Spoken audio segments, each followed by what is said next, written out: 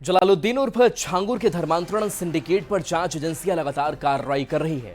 जांच का दायरा देहरादून तक पहुंच गया है। यूपी एटीएस ने 2 लोगों को हिरासत में लिया है और पूछताछ कर रही है। वहीं विदेशी करेंसी और अकूत संपत्ति पर भी जांच की जा रही है। छांगुर के करीबी रशीद की रिमांड पर लेने की तैयारी है, जिससे धर्मांतरण से जुड़े सबूत जुटाए जा सके। ताजा खुलासा बताता है कि छांगुर का नेटवर्क दूर दराज तक फैला है। ये रिपोर्ट दिखाती है।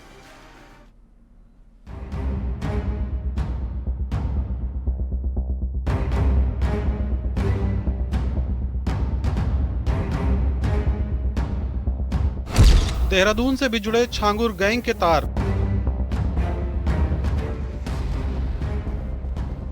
एटीएस की छापेमारी, 2 लोग हिरासत में।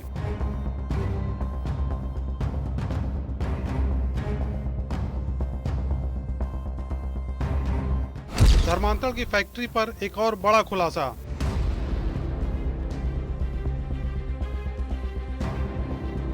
छांगुर के अवैध धर्मांतरण रैकेट का देहरादून कनेक्शन सामने आया है। यूपी एटीएस ने कई इलाकों में छापेमारी की है। एटीएस ने देहरादून के शंकरपुर से अब्दुल रहमान और डोईवाला से मरियम नाम की एक महिला को गिरफ्तार किया है। पकड़े गए दोनों आरोपियों से एटीएस की टीम पूछताछ कर रही है और पता लगाने की कोशिश कर रही है कि आखिर इन दोनों का छांगुर गैंग से क्या कनेक्शन है। छांगुर अवैध धर्मांतरण सिंडिकेट का देहरादून कनेक्शन भी सामने आया है। यूपी एटीएस ने देहरादून से अब्दुल रहमान और मरियम नाम की एक महिला को उठाया है। बताया जा रहा है कि इसका सीधा कनेक्शन जमालुद्दीन उर्फ छांगुर के अवैध धर्मांतरण सिंडिकेट से है। हालांकि अब भी एजेंसी साफ तौर पर कुछ भी बोलने को तैयार नहीं है कि आखिरकार अब्दुल रहमान और मरियम की इस अवैध धर्मांतरण सिंडिकेट में क्या भूमिका थी। छांगुर उर्फ जलालुद्दीन के धर्मांतरण केस की जांच जैसे जैसे आगे बढ़ रही है, वैसे वैसे चौंकाने वाले खुलासे हो रहे हैं। छांगुर के विदेश कनेक्शन को लेकर बड़ा सुराग हाथ लगा है। 14 लोकेशन पर हुई सर्च में क्रोएशियन करेंसी के जरिए जांच एजेंसी को बड़ी जानकारी मिली है। यह भी पता लगा है कि छांगुर को धर्मांतरण के लिए जो विदेशों से फंडिंग हासिल हुई, उस पैसे से बेहिसाब संपत्ति भी बनाई गई। इन सब के बीच पुलिस और एटीएस छांगुर के उस चेले की भी तलाश कर रही है, जिस पर 2019 में एक हिंदू लड़की को अगवा करके धर्मांतरित करने का आरोप लगा था। एक एक कर छांगुर के नेटवर्क के तार खुलते जा रहे हैं। धर्मांतरण के जल्लाद पर एक्शन। देहरादून में भी कई जगहों पर एटीएस की छापेमारी। 2 लोगों को एटीएस की टीम ने हिरासत में लिया। ईडी के सर्च ऑपरेशन में मिली क्रोएशियन करेंसी। विदेशी फंडिंग से भी छांगुर ने बनाई अकूत संपत्ति। महाराष्ट्र के नागपुर में भी ईडी टीम की छानबीन। छांगुर के अवैध धर्मांतरण सिंडिकेट में बिचौलिए का काम कर रहे रशीद को जल्द ही यूपी एटीएस कस्टडी रिमांड पर लेगी। रशीद पर आजमगढ़ में अवैध धर्मांतरण करने का आरोप लगा है। इससे पहले भी रशीद जेल जा चुका था। जेल से निकलकर छांगुर के सिंडिकेट के लिए जमीन के सौदों में भी बिचौलिए का काम करता था। इसके अलावा धर्मांतरण के लिए शिकार फंसाने पर रशीद को कमीशन मिलता था। बता दें कि रशीद को यूपी एटीएस ने बलरामपुर से गिरफ्तार किया है। छांगुर के अवैध धर्मांतरण सिंडिकेट का अहम मोहरा है रशीद। रशीद को यूपी एटीएस ने गिरफ्तार कर लिया है। आज उसको जेल भेजा जा रहा है। एटीएस सोर्सेज ने कंफर्म किया है कि रशीद को जल्द ही कस्टडी रिमांड में लिया जाएगा और अवैध धर्मांतरण सिंडिकेट से जुड़े तमाम सवालों के जवाब तलाशे जाएंगे। ये बात सामने आ गई है कि अवैध धर्मांतरण कराने के लिए रशीद को बाकायदा कमीशन देता था छांगुर। ये बात भी सामने आई है कि बलरामपुर में जितनी लैंड डील होती थी, उसमें भी रशीद का कमीशन कनेक्शन है। जाहिर है धर्मांतरण के जल्लाद पर चौतरफा एक्शन जारी है। यूपी एटीएस की टीम अलग अलग जगहों पर सिंडिकेट के कनेक्शन पर प्रहार कर रही है, तो दूसरी ओर ईडी की टीम अपराध से अर्जित कमाई की जांच कर रही है। धर्मांतरण की फैक्ट्री पर जांच एजेंसियों का शिकंजा लगातार कस रहा है और फरार आरोपियों की तलाश भी की जा रही है। Bureau report, news 18, Uttar Pradesh, Uttarakhand. Balrampur में धर्मांतरण के सरगना जलालुद्दीन उर्फ छांगुर के 2 गुर्गों को पुलिस ने गिरफ्तार किया है। इस गैंग से जुड़े 7 लोग अब तक पुलिस की गिरफ्त में आ चुके हैं। विदेशी फंडिंग से लेकर छांगुर की संपत्ति को लेकर हर रोज नए खुलासे हो रहे हैं। ईडी की टीम ने कई दस्तावेज कब्जे में लिए हैं और जांच पड़ताल कर रही है। बलरामपुर में नसरीन के बुटीक को सील कर दिया गया है।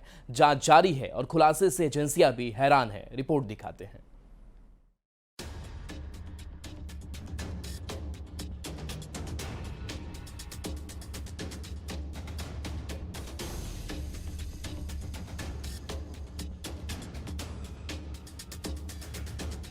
बलरामपुर की धर्मांतरण फैक्ट्री पर कार्रवाई के बाद से जलालुद्दीन उर्फ छांगुर के नेटवर्क पर शिकंजा कसता जा रहा है।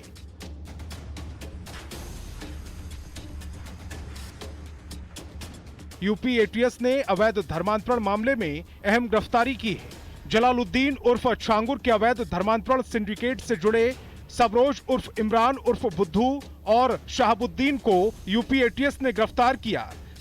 दोनों आरोपियों को बलरामपुर से अरेस्ट किया गया।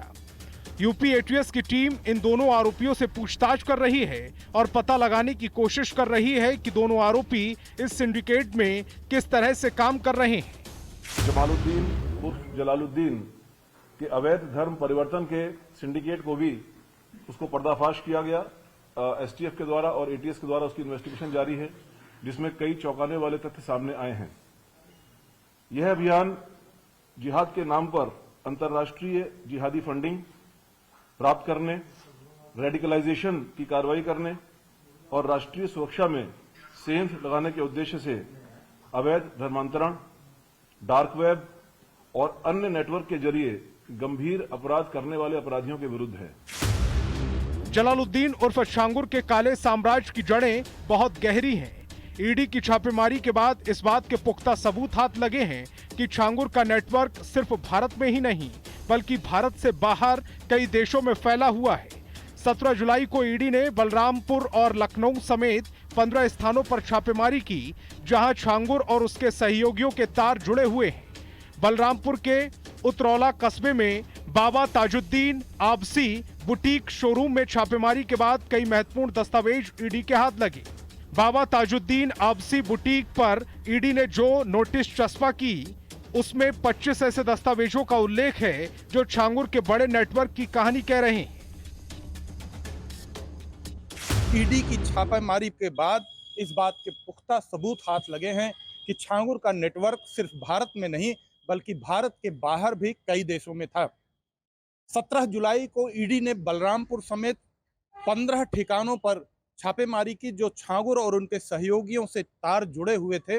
ऐसे कुछ दस्तावेज बरामद हुए हैं, ईडी के हाथ लगे हैं, जो बहुत बड़ी कहानी कह रहे हैं। मनी लॉन्ड्रिंग में दर्ज इस मामले की जांच में ईडी को अब तक छांगुर और उसके सहयोगियों के खातों से लेन देन की जानकारी मिली है। विदेशी फंडिंग, हवाला और मनी लॉन्ड्रिंग के जरिए चलाए जा रहे छांगुर के अवैध धर्मांतरण सिंडिकेट का चिट्ठा परत दर परत खुल रहा है। Bureau report, news 18।